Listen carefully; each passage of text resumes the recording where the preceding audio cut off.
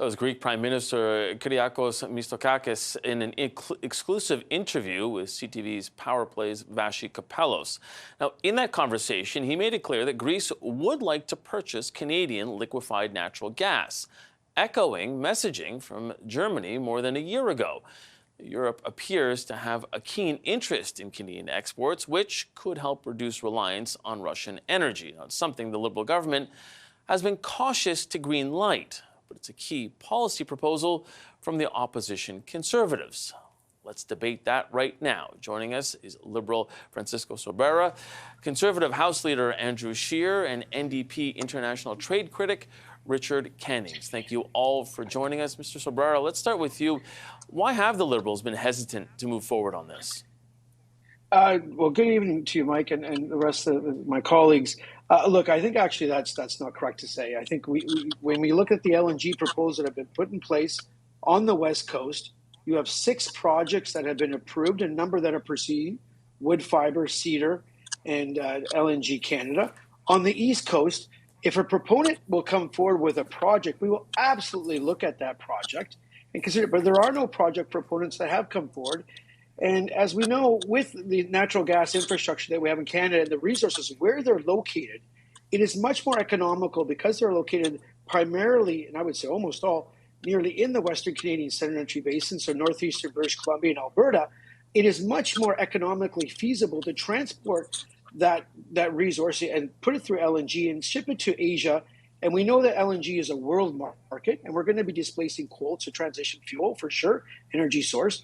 And that's exactly what we're doing. And we have approved a number of projects for the West Coast.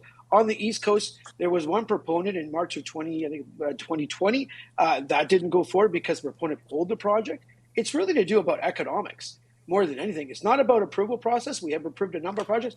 And I'd just like to say, Mike, it's the first time in 40 years that a Greek Prime Minister has visited Canada. It's been a wildly successful trip. A number of great announcements. They're purchasing some firefighting equipment, some planes from us. A big announcement for a community center tonight. 1,500 people will joining the 2 prime ministers from the Greek community. Just a great trip. And the Greek Prime Minister is right. LNG is an important source of fuel for the world as we transition to a net zero world in 2050.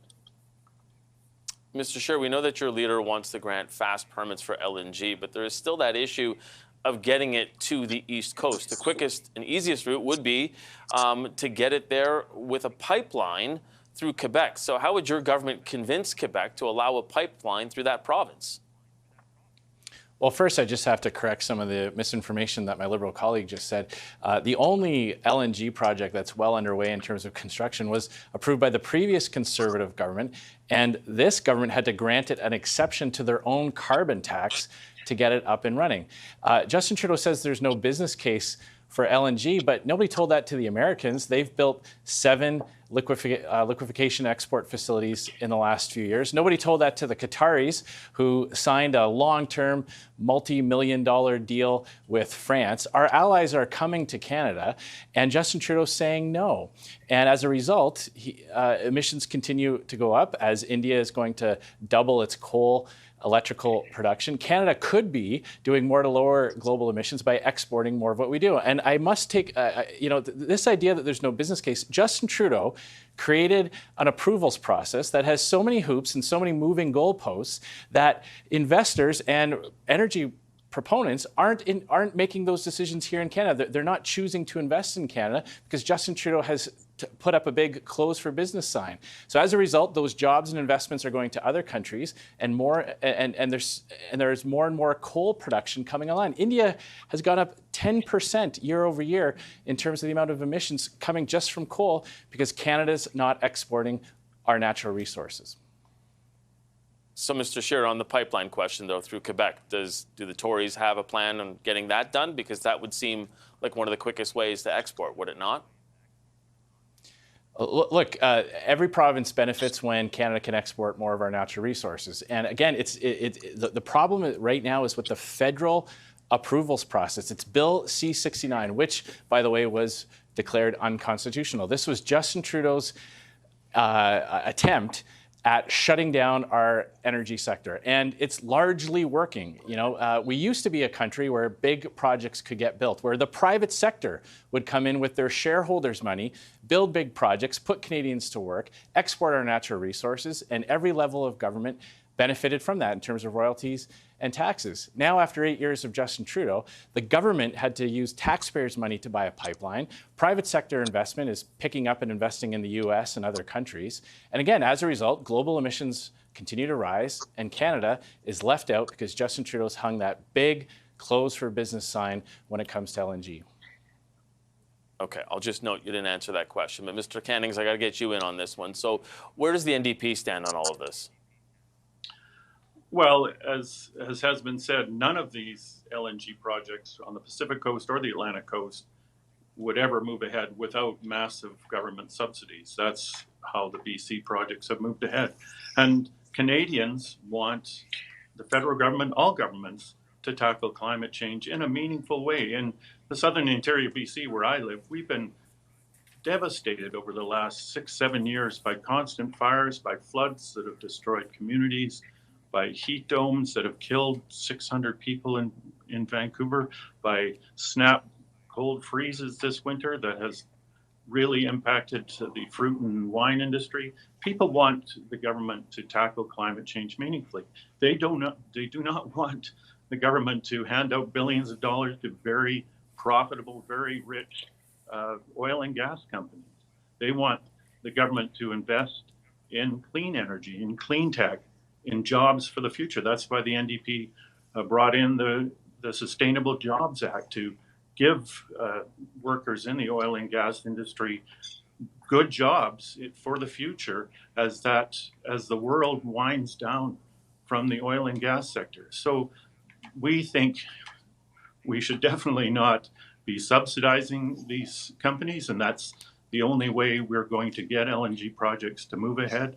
And we should look for clean energy, clean jobs for the future. Mr. Sabara, is that why the Liberals are maybe a little more hesitant here, because of the fact that they don't want to start to ramp up LNG exports at a time when you're trying to wind down emissions? Is that part of the calculation and why there may be that reticence here? No, look, the goal is to be net zero by 2050. And we know during this period, we're going to have a number of transitions in energy sources. It is great that we had last week or the week prior, Minister Wilkinson announced an agreement with the German government on the export of hydrogen from the East Coast to Germany, because we know the export of hydrogen, it's green hydrogen, renewable hydrogen, zero emission, which is wonderful. So that's something going on. We have Bill C-49 in the House of Commons right now for non-renewable energy development on the East Coast, supported by the Premier of Nova Scotia and the Premier of Newfoundland and Labrador. The Conservatives tried to filibuster this bill. And, I'm not sure what the heck they were doing in our committee, but we're going through clause by clause. We're going to get that bill done to build out further the non-renewable energy source there. And to Andrew's comments, in Alberta, Dow Chemical announced an $11 billion project in the petrochemical and the chemical industry committee just a few months ago, where the Alberta government and our government invested in a net zero project. Cedar LNG, an Indigenous-owned project, net zero project going forward, LNG, going forward on the West Coast. We have approved a number of projects where proponents have brought them forward. Now, if a proponent was to bring forward a project on the East Coast and it made sense economically for the proponent, of course we would look at it. There are 800,000 workers in Canada that get up every morning and that work for the Canadian energy sector. And I love those people, and they work hard, they save for their family, and we're supporting them. We know Canada has a role to play in energy security and energy affordability, not just here at home, but across the world. We have even a bigger role to play in terms of fighting climate change and having a real plan to do that. And that's what we put forward, thus far as the government. And we'll continue to do smart policies. We got to, knock coal offline. We got to knock those higher emission energy sources offline. And that's what we'll be doing with LNG as we continue to strive for zero emission energy sources in terms of how the world is powered. And we know, and that's what we're continuing to do, Michael. Okay, I've got about 90 seconds left. I'm going to try, and I need the two of you, Mr. Scheer and Mr. Cannings, to try and split it between the two of you here to try and be fair. Mr. Scheer, what do you think about what Mr. Sobrera says, that there just hasn't been the business case out there, and the private sector has not brought that forward? It's just not true. And Justin Trudeau must be the worst businessman in the world to have so much of what the world wants, and he keeps telling them no. It's like a restaurant closing at supper time. All you need to know is that there are about 15 LNG proposals on the table by the private sector when Justin Trudeau took office. Precisely 0 have been built. The only one that's really under construction significantly was previously approved by the Conservative government. Meanwhile, our competitors around the world are signing deals and shipping lots and lots of LNG and making all the money in those countries, not here in Canada. Mr. Cannings, last word to you. Can we do both? Can we both export LNG, ramp up exports, but at the same time have a target end date to make sure that they're ramped down in time to go net zero? Well, I think the whole narrative of LNG being a clean alternative to other fossil fuels is really a false one. I think we have to put our efforts, our emphasis on building clean energy, renewable energy, clean tech, create those jobs. Canada is lagging behind the world in many ways in this regard, and Canadians want the government to do this. They want the government to create a strategy and a plan and invest in these technologies and energies of the future. We want to have jobs over the next decades so that families can thrive in this country, and investing in fossil fuels is not the way to go.